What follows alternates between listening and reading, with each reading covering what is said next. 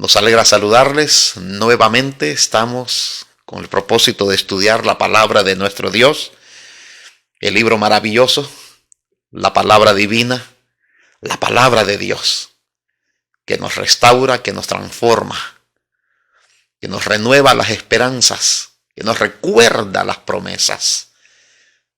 Nuestro Dios es nuestro Padre, nosotros sus hijos, que sin merecerlo ha dado y ha hecho todo lo posible con tal de reconciliarnos con Él.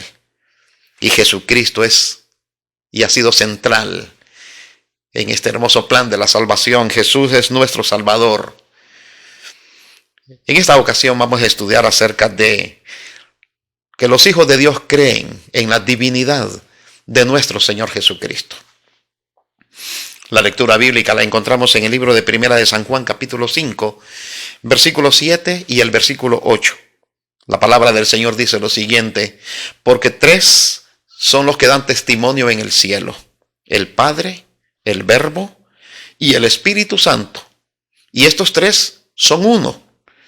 Y tres son los que dan testimonio en la tierra, el Espíritu, el agua y la sangre.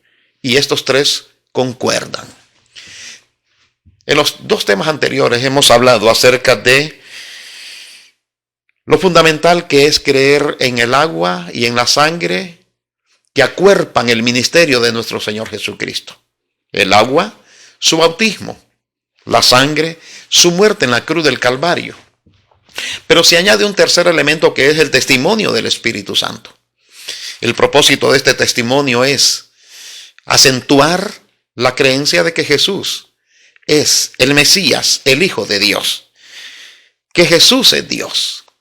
Por lo tanto, es importante que veamos lo que la Biblia nos menciona con relación a testificar el testimonio de la divinidad de nuestro Señor, de nuestro Salvador. En algunas versiones de la Biblia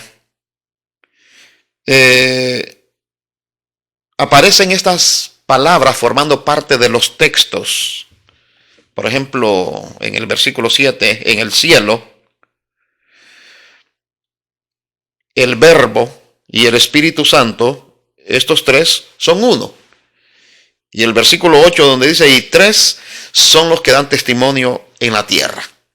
El único problema es que estas palabras son una adición posterior, que no se encuentra en los manuscritos antiguos originales que tenemos.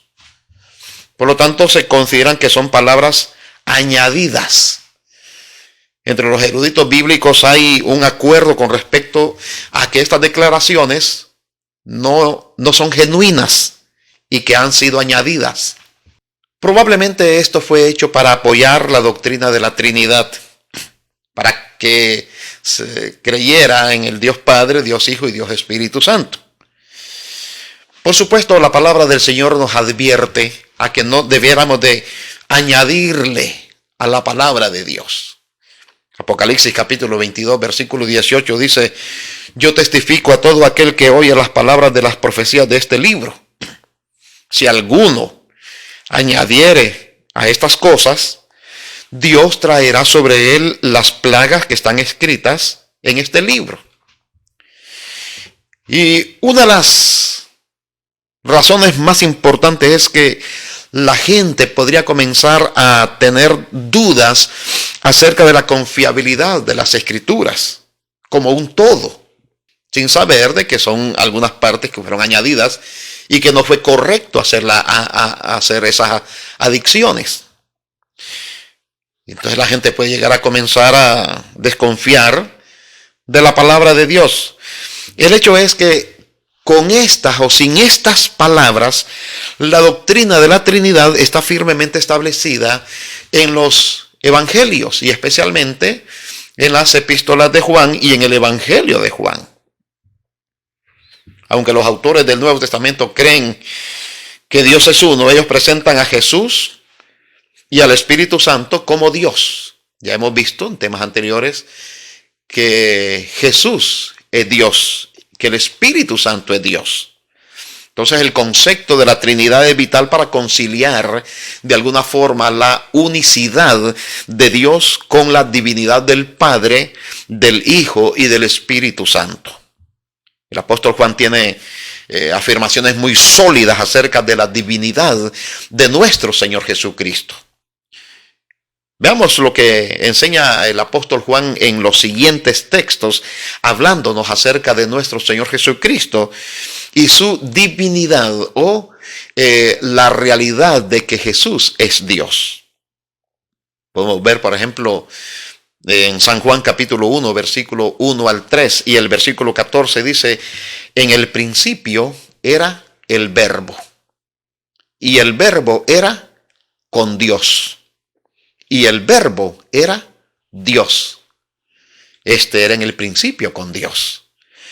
Todas las cosas fueron hechas por Él, y sin Él nada de lo que ha sido hecho fue hecho. Ya estamos hablando que el Verbo fue el creador, que las cosas fueron hechas por el Verbo. Todo la creación fueron hechas por el Verbo.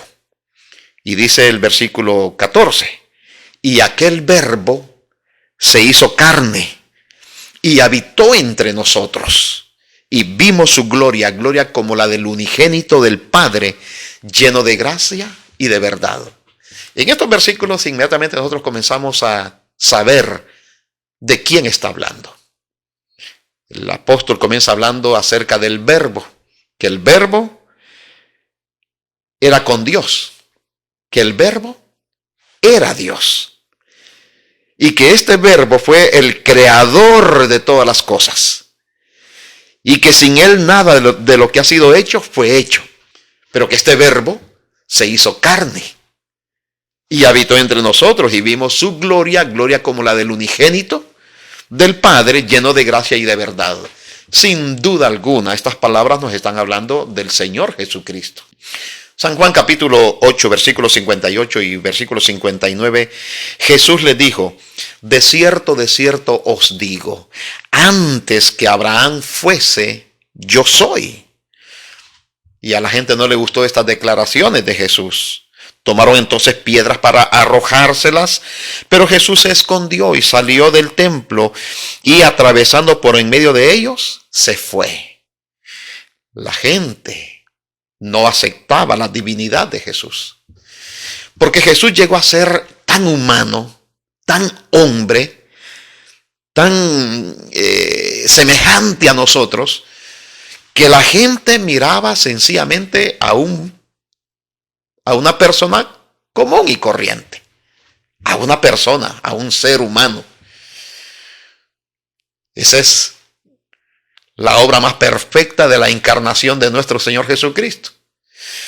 Pero sin embargo sus enseñanzas, sus milagros, su autoridad, su dominio sobre los elementos y la creación, nos hablan de que este personaje, este hombre, esta persona, aparentemente común y corriente, tenía algo extraordinario. Y nosotros vemos a través de la palabra del Señor que Él es Dios mismo, el Hijo de Dios. Entonces la gente comenzó a sentirse ofendida por las declaraciones de Jesús, cuando le dijo, antes que Abraham fuese, yo soy. En San Juan capítulo 10, versículo 30 y el versículo 31, Jesús dijo lo siguiente, yo y el Padre uno somos. O sea, el Padre y Jesús tienen el mismo estatus. Uno somos, una unidad perfecta. Y el versículo dice, el versículo 31, entonces los judíos volvieron a tomar piedras para apedrear a Jesús. San Juan capítulo 20, versículo 28, Tomás, uno de los discípulos, cuando vio a Jesús resucitado, dijo lo siguiente, Señor mío y Dios mío. Obviamente estas fueron palabras que surgieron de un corazón inspirado por el Espíritu Santo. Estas palabras Tomás no las pudo haber pronunciado por sí mismo, sin tener una evidencia clara y un reforzamiento del Santo Espíritu para dar tal reconocimiento de Jesús como Dios. Primera de San Juan capítulo 2 versículo 23 dice: todo aquel que niega al Hijo tampoco tiene al Padre. El que confiesa al Hijo también tiene al Padre. Entonces aquí hace un eco el apóstol Juan de las palabras que Jesús había dicho anteriormente: yo y el Padre uno somos. Por lo tanto, tener al Hijo es tener al Padre, nuestro Dios. Y el que confiesa al Hijo también confiesa al Padre o tiene al Padre. Primera de San Juan capítulo 5 versículo 20 dice: pero sabemos que el Hijo de Dios ha venido y nos ha dado entendimiento para conocer al que es verdadero. Y estamos en el verdadero, en su Hijo Jesucristo. Este es el verdadero Dios y la vida eterna.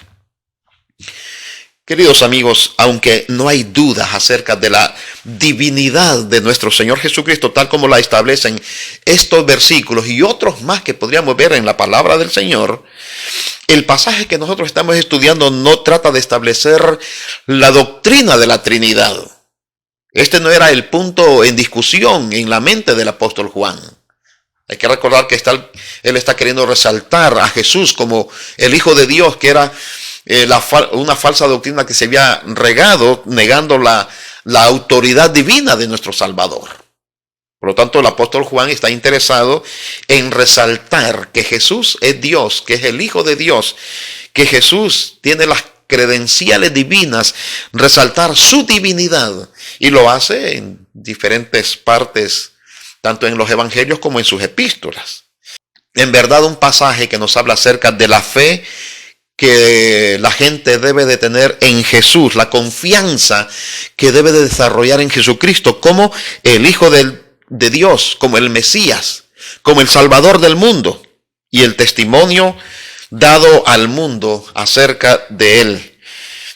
Si pudiéramos nosotros volver hacia atrás, a las escenas finales de la vida de nuestro Señor Jesucristo, y verlo allá colgado en la cruz del Calvario, eso nos debe de llevar a un recuerdo que esta persona que está allí colgada en la cruz del Calvario era y es también el creador del universo, el Dios creador, que no era un ser humano común y corriente, que no era alguien que había traído una creencia diferente y que se había enfrentado a los judíos y que había sido sacrificado por los romanos por ser un revolucionario. No, ahí vemos a un Dios muriendo en la cruz del Calvario por salvar y para salvar a el ser humano, muriendo una muerte en sustitución de aquellos que merecíamos morir por nuestros pecados. Y Él estaba allí, Dios mismo, muriendo como el Salvador del mundo, sin tener pecado en Él. Es importante que podamos meditar en las implicaciones de estas verdades, porque estas verdades de alguna forma deben de transformar y cambiar nuestra vida, y nos deben de permitir comenzar a ver de una forma diferente a nuestro Salvador. Todo su sacrificio, su obra a favor de la humanidad, tiene un fundamento sólido en la palabra del Señor.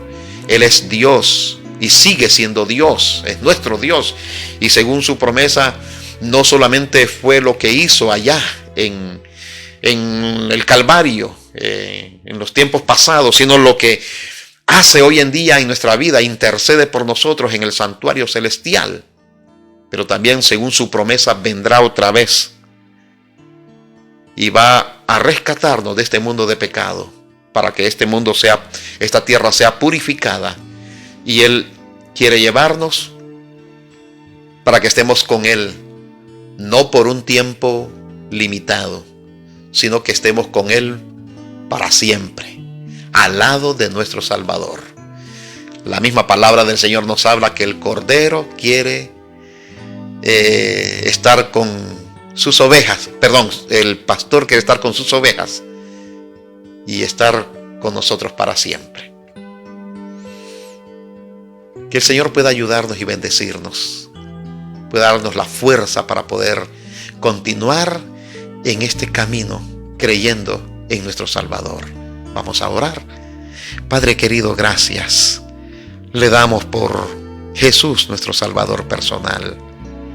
Gracias, Padre de amor, por darnos la seguridad en su palabra, el testimonio bíblico de la divinidad de nuestro Salvador, el Señor Jesús.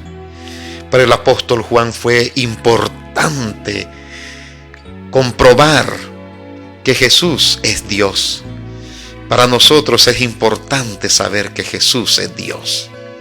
Gracias, Padre, por darnos en Él el regalo más maravilloso.